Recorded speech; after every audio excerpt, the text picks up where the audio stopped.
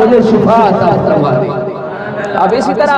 امام بصیری رحمت اللہ تعالی علیہ بھی تھے نا، 40 سال گزر گئے تھے، فالج کے مریض کے اندر مبتلا تھے، 40 سال گزر گئے،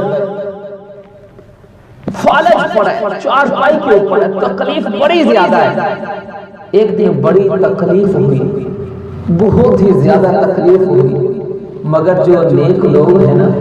ان کا عقیدہ یہ ہے کہ جب بھی تکلیف ہو یا مشکل ہو تو آقا کی بارگاہ میں حاضر ہو جاؤ۔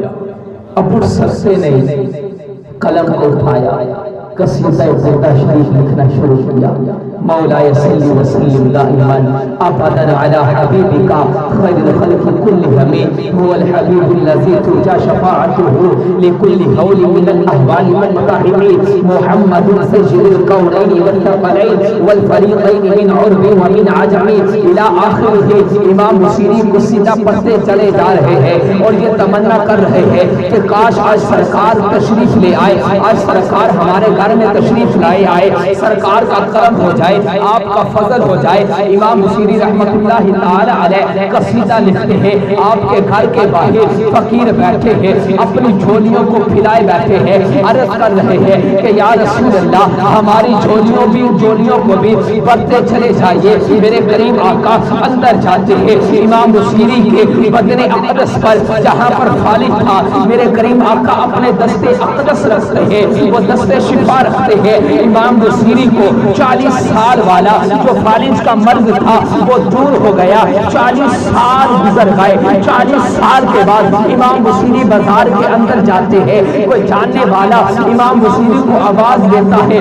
کہ اے بصیری رک، بات سن۔ امام بصیری فرماتے ہیں پلٹ کر میں نے دیکھا کہ سوچا کہ آج کون میرے جاننے والا آ گیا ہے۔ امام بصیری فرماتے ہیں جب میں نے پلٹ کر دیکھا تو اس ہستی نے کہا، ان بزرگوں نے کہا کہ اے بصیری رات کو جو تو قصیدہ سرکار کی بارگاہ میں لکھ رہا تھا، سرکار کو سنا رہا تھا، آج وہ قصیدہ ہمیں بھی سناتا چلا جا۔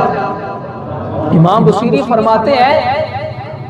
کہ میں بڑا حیران، میں نے اس سے کہا کہ جب میں یہ قصیدہ لکھ رہا تھا اپنے کمرے میں تنے تنہا تھا، اکیلا تھا، تمہیں کیسے پتا چلا کہ میں نے سرکار کی بارگاہ میں استغاثہ کیا ہے؟ تو انہوں نے پتہ کیا فرمایا، کہا کہ اے بصیری جب تیری حویلی پر کرم ہوا تھا نا، ہم سارے فقیر باہر بیٹھے اپنی جھولیوں کو پھیلائے یہی کہہ رہے تھے کہ سرکار ہماری طرف بھی نظر کرم فرماتے چلے جائیے، اور سرکار آتا ہے فقیروں پر، انہیں پیار کچھ ایسا آتا ہے، فقیروں پر انہیں پیار کچھ ایسا، خود بیک دے اور خود کہے منگتوں کا بلا ہو۔ میرے کریم آقا علیہ السلام جس کی طرف نظر رحمت فرماتے، جس کی طرف نظر شفقت فرماتے، اللہ اس کو بھی